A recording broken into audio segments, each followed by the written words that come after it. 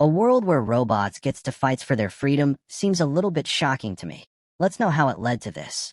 The movie opens up showing Christopher having a private test with his teacher, as we see his sister waiting patiently for him to finish. His teacher seems shocked once he was done and how he aced his test.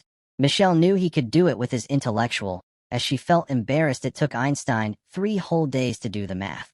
Although Christopher believes strongly he's not ready for college, as his sister encourages him to snap out of that, assuring him she'll always be by his side no matter what. In a TV channel, we see Madeline Vance along with the founder of Center Technology as she interviews him how he started. In details, he goes back to history where Walt Disney creates robots to help his park grow in 1955. He created more to be the backbones of humans, doing all humans' duty without saying anything until a day comes as they got fed up working for the humans, demanding lives of their own. All the robots came together for a protest as they're led by Mr. Peanut, as they proceed to destroy properties in the city. They didn't stop there as they proceed to vandalize the Iwo Jima Memorial, triggering the humans to declare a war with the robots' population, stating a law that if any humans nurtures a robot, he or she will be charged for disobedience. The war escalated till 2 years until Ethan State steps in with his invention, which he calls the Neurocaster, a device that links the human mind to drone bodies, creating a workforce to attack the opposite robots while they monitor them doing all the hard work, fighting mechanized fire with mechanized fire. With this aid, the human battled to victory, all thanks to Ethan State. Thereafter, Mr. Peanuts signs a treaty of submission to the government. However, the technology advances to change the normal way for life where humans do the hard work, but is seen that all human does is to sit back using their minds to control the robots to do the hard work. After the war, we see Michelle struggling really hard to take off her ankle monitor as her foster dad interrupted, though she doesn't seem to like the Neurocaster tech, as he tries to convince her to do something fun in her life before she ignorantly runs off to school. Even at school, Michelle had trouble participating in class due to her hatred for the technology. Her principal noticed this as she starts a one-on-one talk with Michelle, asking her personal questions where she mentions her family was all deceased, taking us to the time when they all were heading home until a deer blocks their path leading to their death. Later that day, she comes back hopefully to find Ted sleeping as she quietly goes to her room to take a nap. While sleeping, the flashes of that day kept repeating itself as she suddenly wakes up, hears and sees a strange sound and shadow from outside. In fear, she goes in search of it as it frightens her. Michelle dashed to her room, but the mysterious thing was a robot as it followed her. The robot finds her as he tells her he won't hurt her, and tries to convince her he's her brother using catchphrases from the pre-Cosmo cartoon to communicate. Michelle finds it difficult to believe as she tries to get the picture from him. Ted happens to hear a noise from upstairs as he sights a bot in his house. Both of them got cut up in a combat as he got injured, confirming it's an attempted murder. Ted goes quickly to involve the police. Meanwhile, Michelle from behind electrocutes him, then takes off her ankle monitor as she proceeds to run off with his car. Sometimes later, they reached an abandoned area with an inflated tire, hoping to have a spare at the back. Yet all hopes died. Kid Cosmo noticed the Senate Tower as he tells her she will find him in the tower, but with the help of a doctor that wears glasses in the same hospital that her parents died, giving her the location of where he do base in the middle of the exclusion where robots are kept as prisoners. Michelle sees an address of how she could get there as she boards a bus going to Mexico alongside with Kid Cosmo. Reaching there comes Keats, a smuggler who happens to drive his truck along the road, where they both hide at a distance looking at him. When he opens his truck, she noticed a bot alongside with him, just like Kid's Cosmo, as she proceeds to jump into his truck without his knowledge. Meanwhile, Michelle never knew someone was tracking her. Keats reaches his hiding spot, just as him and Herm burst into an argument. They heard a noise from within and decides to follow it.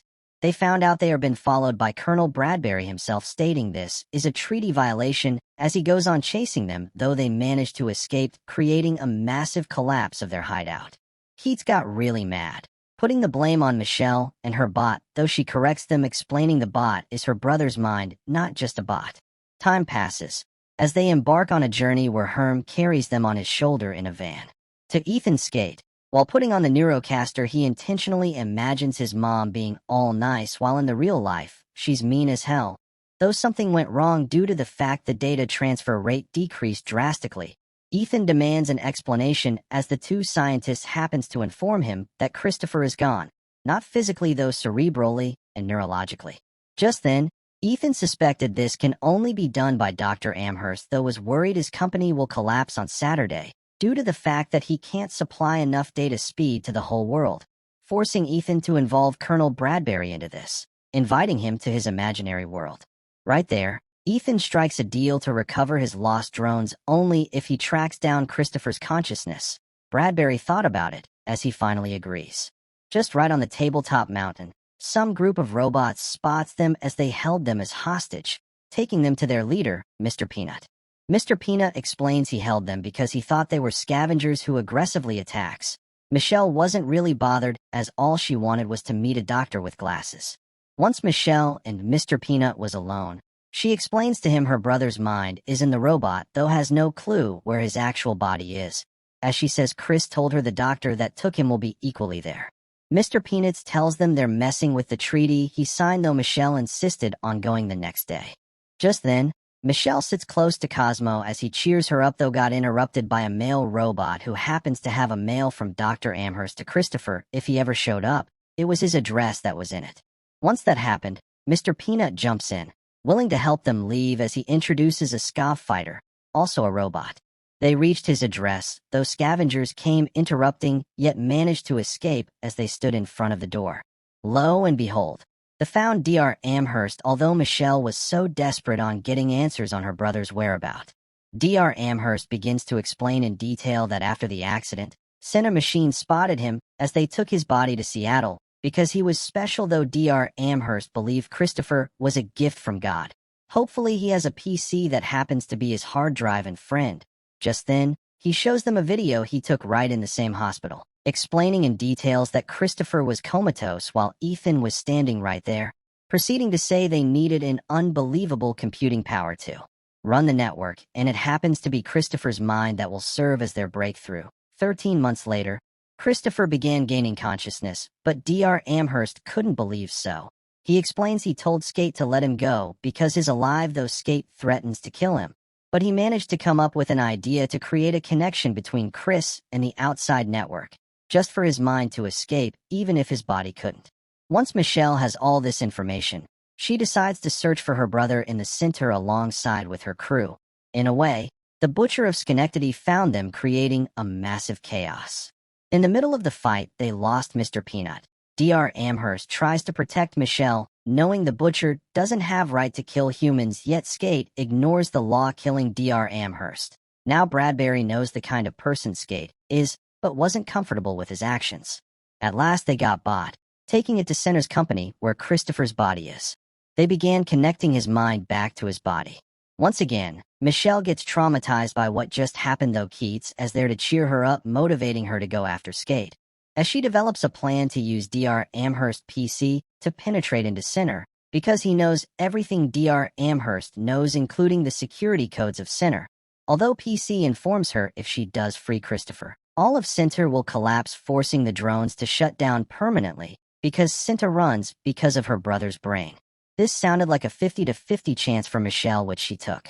Without any delay, Herm and Keats creates a distraction while Michelle and PC goes in. Skate workforce fights back as it becomes a war. Just in, PC managed to scare the scientists while Michelle accessed Christopher through the Neurocaster, where she sees him sitting alone in their former house.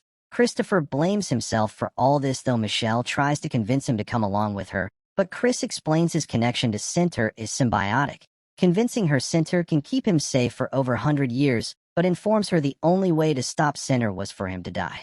After hearing this, Michelle respects his decision as she disconnects him, leading them to their victory. Even Keats almost lost his best friend, but Herm happens to have a mini version of himself. At the end, Michelle then did a video telling everyone how they got carried away with Neurocaster, reminding them they are human that needs each other. The video goes viral, leading to Ethan Skate's arrest for experimenting on a human child. Meanwhile, Kid Cosmo still appears to be alive. I believe you enjoyed the movie. Thank you for watching. If you want to see more of this, click the subscribe button to our channel and stay tuned.